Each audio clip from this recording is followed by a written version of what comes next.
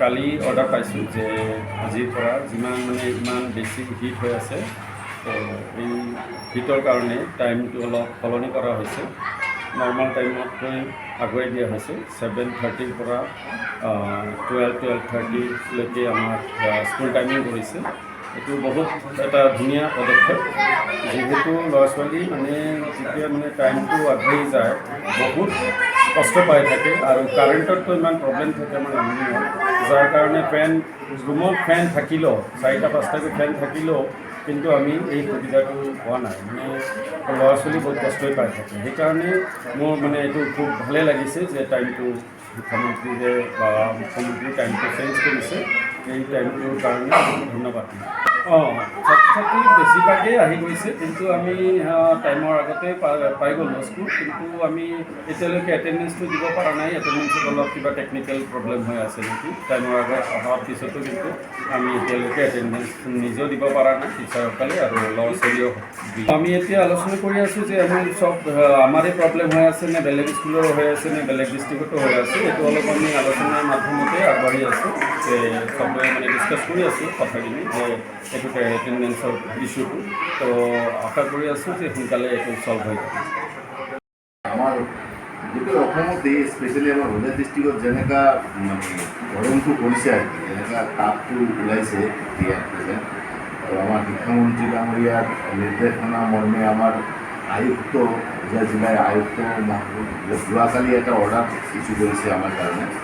স্কুলৰ টাইমিংছটো চেঞ্জ কৰিছে। ৰাতিপুৱা 7:30টাৰ পৰা ষ্টাৰ্ট হ'ব। LP, ME আৰু হাইৰ কাৰণে 3টা বেলেগ বেলেগ স্লেব দিছে। তো আমি এইটো ফ'ল' কৰি আজি আমি 7:30ৰ পৰা স্কুল ষ্টাৰ্ট কৰিলোঁ। কিন্তু আমাৰ অসম গভৰ্ণমেণ্টৰ যিটো এডুকেশ্যন ডিপাৰ্টমেণ্টৰ নতুন এটা প্ৰচেছ যিটো ষ্টাৰ্ট হৈছে, এই শিক্ষা সেতু বুলি আপোনালোকে সকলোৱে গম পায়, তাতে এটেণ্ডেঞ্চ দিয়াৰ কাৰণে আজি কোনো এটেণ্ডেঞ্চ দিব পৰা নাই, কাৰণ এইটো কাম কৰা নাই। আজি নাজানো কিবা টেকনিকেল ইছ্যু হ'ব পাৰে। এতিয়া ষ্টুডেণ্টৰটো হয় নে নহয় নাজানো, কিন্তু টিচাৰ কোনেও দিব নোৱাৰা হ'ল। কিন্তু এজ ইউজুৱেল আমাৰ স্কুলত গোটেই ৰুমত ফেন আছে, ড্ৰিংকিং ৱাটাৰ ফেচিলিটি আছে। তো এইটো লৈ প্ৰব্লেম নাই আমাৰ। মেইনলি যিটো বতাহটো, যিটো এনভাইৰনমেণ্টৰ যিটো টেম্পাৰেচাৰটো ইনক্ৰিজ কৰিছে, তাৰ লগত অলপ সকাহ পাবৰ কাৰণে ষ্টুডেণ্টবিলাকৰ সুবিধা হ'ব। কিন্তু এটা বস্তু, আমাৰ ষ্টুডেণ্টবিলাকতো বহুত দূৰ পৰা আহে না, তো তেওঁলোকৰ অলপ টাইমিংছটোৰ কাৰণে অলপ প্ৰব্লেম হৈ আছে। এতিয়াও বহুত ষ্টুডেণ্ট আহি পোৱা নাই। মই খবৰ ল'লোঁ গাৰ্জিয়ানৰ পৰা কি ঘৰৰ পৰা ওলাইছে, কিন্তু এতিয়ালৈকে আহি পোৱা নাই। এইটো অলপ প্ৰব্লেম হৈ আছে। নৰ্মেল যিটো আমাৰ এটেণ্ডেঞ্চ থাকে তাৰ পৰা অলপ বিজি হৈছে লাগি আছে আজি। টাইমিংটো ডাঙৰ এটা প্ৰব্লেম। অসুবিধা হয় নেকি মিনছ ডাঙৰ প্ৰব্লেম। যেতিয়া ইলেক্ট্ৰিচিটি নাথাকে, প্ৰপাৰ ছাপ্লাই নাথাকে, তেতিয়া ল'ৰা-ছোৱালীবিলাকৰ কষ্ট হয় ক্লাছৰুমতে। এইটোতো আৰু কি ক'ম, এইটোতো আৰু আজি নতুন প্ৰব্লেম নহয়। যুগান্তৰ পৰা চলি আছিলোঁ।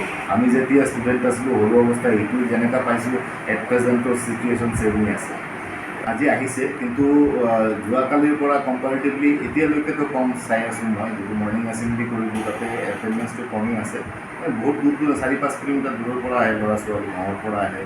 তেওঁলোকে এই ৰাতিপুৱা ভ্ৰমণ টোপনিটো ভাঙি উঠা, কিন্তু নৰ্মেলিতো একচুৱেলি ৰাতিপুৱাই উঠে ল'ৰা ছোৱালীবিলাক, কিন্তু আজি নতুন টাইমিংছৰ কাৰণে চাগে তেওঁলোকৰ অলপ প্ৰব্লেম হৈ আছে। কালিৰ পৰা হয়তো ঠিক হৈ যাব।